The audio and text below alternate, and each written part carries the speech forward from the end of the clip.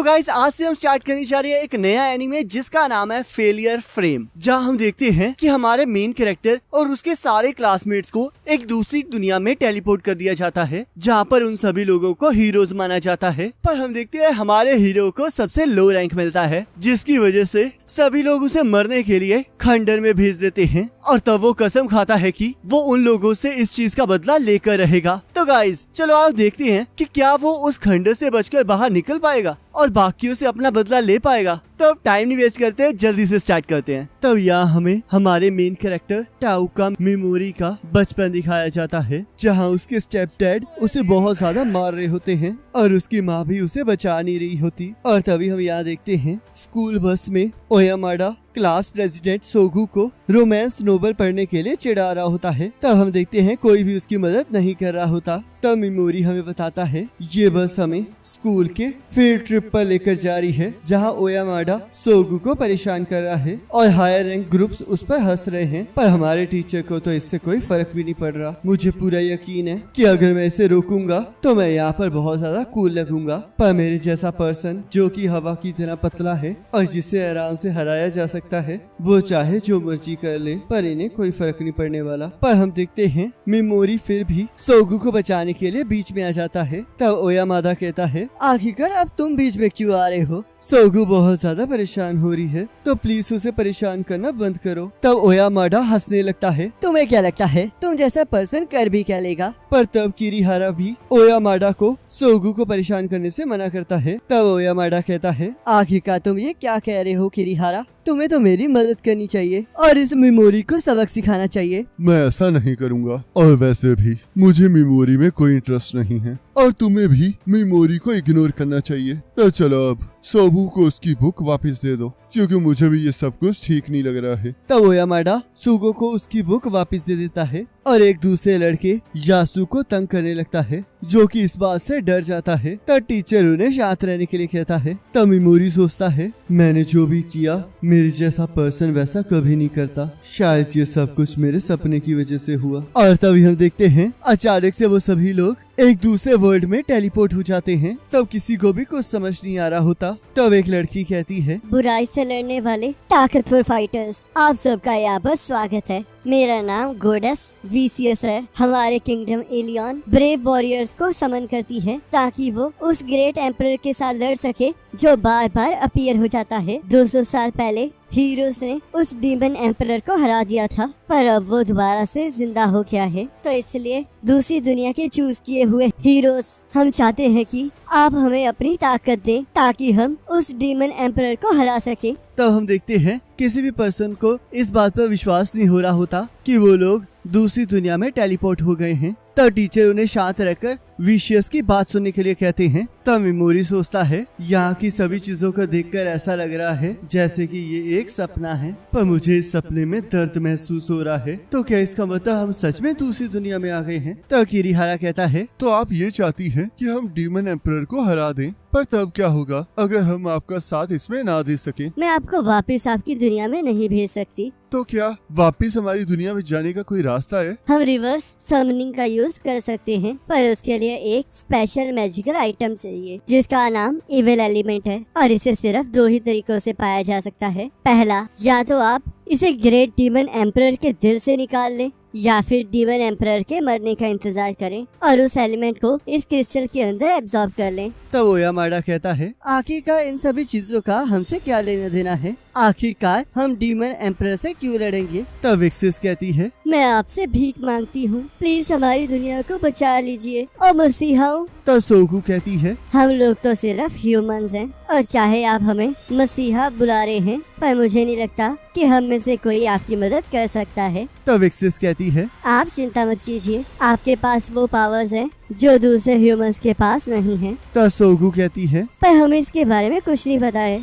तब विक्सिस कहती है वो आपको अभी पता चल जाएगा। और तब हम देखते हैं विक्सिस के ऑर्डर पर कुछ सिपाही एक पर्सन को एक मॉन्स्टर के सामने छोड़ देते हैं और तब वो मॉन्स्टर उसे खा जाता है। तब विक्सिस अपनी पावर से उस मॉन्स्टर को जला देती है। तब एक लड़की कहती है, अब मुझे समझ में आ गया है, ये दुनिया हमारी दुनिया से बिल्कुल अलग है, या फिर हम ये भी कह सकते हैं कि हम अलग प्लेनेट पर हैं। तब विक्सिस कहती है, तो चलो आइए मेरे हीरोज, अब वक्त हो चुका है जब आपको आपकी हिडन स्किल्स के बारे में पता चलेगा। तो इसलिए अब एक एक करके आगे आइए और इस क्रिस्टल के ऊपर अपना हाथ रखिए। तब हम देखते हैं एक एक करके सभी बच्चों को अपने पावर के हिसाब से रैंक दिए जाते हैं, जिसमें हम देखते हैं ओयामाडा को ए रैंक मिलता है, किरिहारा को एस रैंक मिलता है और सोगू को एस रैंक मिलता है। तब बाकी सभी लोग भी अपने अपने रैंक को हासिल कर लेते हैं। पर हम देखते हैं मिमोरी के पास ज्यादा मैजिक नहीं होता है, जिसकी वजह से विक्सिस उसे इग्नोर कर देती है। तब मिमोरी सोचता है, लगता है दूसरी दुनिया में भी मुझे इग्नोर ही किया जाएगा,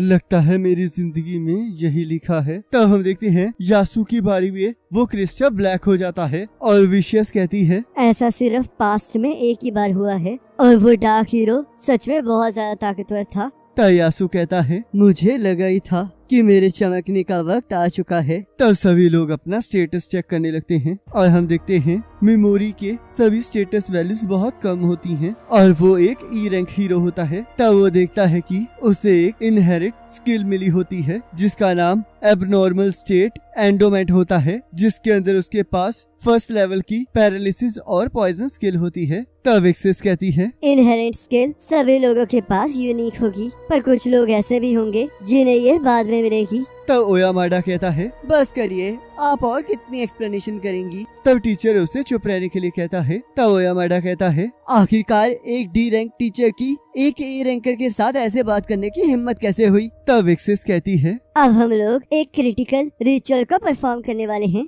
तो मेमोरी जरा यहाँ पर आ जाओ। तब हम देखते हैं गार्ड्स मेमोरी को धकेल कर नीचे पहुंचाने लगते हैं। तब विक्सिस कहती है, मेमोरी तुम एक ई रैंकर हो जो कि सबसे ज्यादा लोएस्ट रैंक है, और पास्ट में भी जिसके पास लोएस्ट रैंक होता था वो हमेशा हायर रैंक हीरोज को परेशानी में डाल देते थे। तो इसलिए ये डिसाइड हो चुका है कि लोएस्ट रैंक हीरोज को डिस्पोज कर दिया जाएगा। पर अगर हम तुम्हें अभी डिस्पोज कर देंगे तो सबको लगेगा कि हमने तुम्हारे साथ नाइंसाफी की है। तो इसलिए हम तुम्हें एक चांस दे रहे हैं। हम इस मैजिक सर्कल को यूज करके तुम्हें एक खंडर में भेज देंगे, और अगर तुम वहाँ से बचकर वापस आ गए तो हम तुम्हें परेशान नहीं करेंगे। क्या वो खंडर खतरनाक है? वो इतना ज्यादा खतरनाक है कि बहुत से हीरोज और क्रिमिनल्स जो कि बहुत ज्यादा डेंजरस होते हैं उन्हें वहीं भेजा जाता है। तो चलो मैं तुम्हें कम से कम उस जगह का नाम बता देती हूँ। उसे कहा जाता है द अबंडेंट रुइन। तब मेमोरी उसे अपनी इनहेरिटेंट स्किल के बारे में बताता है। इसका कोई फायदा नहीं है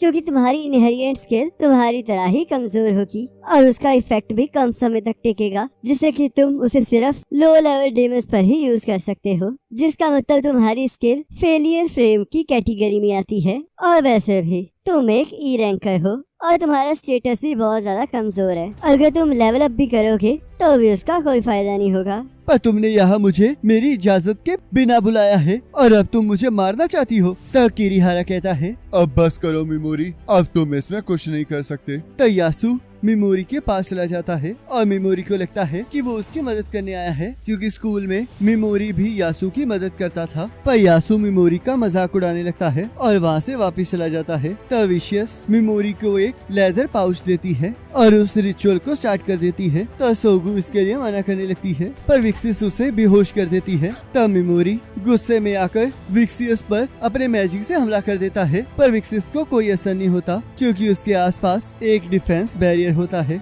जो कि उसे एबनॉर्मल स्पेल से बचा कर रखता है। तब किरिहारा भी अपने मैजिक को यूज करके देखता है और हम देखते हैं सभी लोग मेमोरी को वहाँ से दफा होने के लिए कहते हैं। तब मेमोरी रोने लगता है। तब उसकी अंतरात्मा उससे कहती है, खिरका तुम क्यों रो रहे हो? तुम्हें पता है ना, चाहे तुम अपनी असलियत को जितनी मर्जी सप्रेस करने की कोशिश कर लो और एक गुड पर्सन बन जाओ, पर तुम हमेशा हमेशा के लिए ये एक्टिंग नहीं कर पाओगे। तुम्हें भी इस चीज से नफरत है ना? चलो अब इन्हें अपनी सच्चाई दिखाओ, वो सच्चाई जिसे तुम सबसे छुपाते आए हो। तब मेमोरी कहता है, तुम हेल में जाओ गोडस, याद रखो अगर मैं वहाँ से बचकर वापस आ गया तो मैं तुम में से किसी को नहीं छोड़ूंगा। और तब मेमोरी खंडर में टेलीपोर्ट हो जाता है और विक्सिस के दिए हुए पाउच की मदद से वहाँ पर रोशनी कर लेता है। और तभी उसे वहाँ पर बहुत सारी हड्डियाँ दिखाई देती हैं, जिसे देखकर उसे कुछ समझ नहीं आ रहा होता। तभी हम देखते हैं एक मॉन्स्टर उस पर हमला कर देता है। तब मेमोरी उससे बचकर भागते हुए सोचता है इसका लेवल और स्टेटस मुझसे बहुत अलग है। मुझे ऐसा फील हो रहा है जैसे कि ये मुझे मारने आ रहा है, तो इसलिए मुझे जल्द से जल्द यहाँ से भागकर जाना होगा। मैं रोना चाहता हूँ पर मैं इस टाइम ना ही दुखी हूँ और ना ही खुश, मैं बस डरा हुआ हूँ। पर रुको, जो इमोशन मैं इस टाइम फील कर रहा हूँ वो डर नहीं है बल्कि वो फ्रस्ट्रेशन है। लगता है अब ये मेरा अंत है। मेरे पास ना ही कोई वेपन है, ना ही स्टेटस और ना ही एक अच्छी स्किल है। पर हम देखते हैं मेमोरी अभी भी हार मानने को तैयार नहीं होता है और अपने पैरालाइज स्किल को एक्टिवेट कर लेता है, जिससे कि वो मॉन्स्टर पैरालाइज हो जाता है। तब मेमोरी सोचता है गॉडेस ने तो कहा था कि मेरी स्किल किसी काम की नहीं है, तो क्या ये गलती से काम कर गया। तभी उसे एक और मॉन्स्टर मिल जाता है जो कि उसे मारने के लिए आगे बढ़ने लगता है। तब मेमोरी उसके ऊपर फिर से अपनी पैरालिसिस स्किल को यूज करता है, जिससे कि वो मॉन्स्टर पैरालाइज हो जाता है। तब मेमोरी कहता है ये चमत्कार नहीं हो सकता, मेरी स्किल सच में काम करती है। शायद ऐसा हो सकता है कि मेरी एबनॉर्मल स्टेट स्पेल इस दुनिया की बाकी स्पेल से अलग हो। और तब वो अपना स्टेटस चेक करता है, जिसमें उसकी मैजिक पावर खत्म हो चुकी होती है। और तब वो पॉइजन स्किल को यूज करता है और सोचता है आखिरकार मैं इसे यूज कैसे कर पा रहा हूँ। क्या ये पैरालिसिस के साथ साथ यूज होता है? आखिरकार अब मैं आखिर क्या करूँ? आखिरकार तब क्या होगा जब मैं अपनी स्किल को यूज करता रहूंगा। तब हम यहाँ देखते हैं दूसरा मॉन्स्टर वापस आ जाता है। तब मेमोरी सोचता है लगता है इसके ऊपर से पैरालिसिस का असर हट चुका है। तुमने मुझे मारने की कोशिश की है और लगता है अब तो मुझे मार कर ही रहोगे। क्या इस टाइम किसी को मुझे यहाँ पर बचाने नहीं आना चाहिए? पर आखिरकार यहाँ पर कौन आएगा? वो लोग तो मुझे मरा हुआ देखना चाहते हैं। और तब उसकी अंतरात्मा कहती है मैं कोई हीरो नहीं हूँ, मैं तो बस एक बैकग्राउंड कैरेक्टर हूँ जिसे कोई नहीं बचाएगा। तो इसलिए मुझे किसी पर भी भरोसा नहीं करना चाहिए और ना ही किसी से उम्मीद रखनी चाहिए। तब मेमोरी कहता है मैं जीने के लिए तुम्हें मार डालूंगा। तो चलो फिर से शुरू करें। और इसी के साथ एपिसोड खत्म हो जाता है। अब गाइस आप मुझे कमेंट करके जरूर बताना कि आपको ये वाला एपिसोड कैसा लगा है, और अगर आप चाहते हो कि हम इस एनिमे को कंटिन्यू करें तो आप कमेंट करके हमें बता सकते हो, क्योंकि अगर इस पर अच्छा रिस्पांस नहीं आएगा तो मे भी हम इससे आगे कंटिन्यू ना करें। तो आपके कमेंट्स बहुत ज्यादा मैटर करते हैं। बाकी अगर अच्छा रिस्पांस आएगा तो अगले एपिसोड का लिंक आपके स्क्रीन पर आ रहा होगा, उस पर क्लिक करके अगले एपिसोड को देख सकते हैं।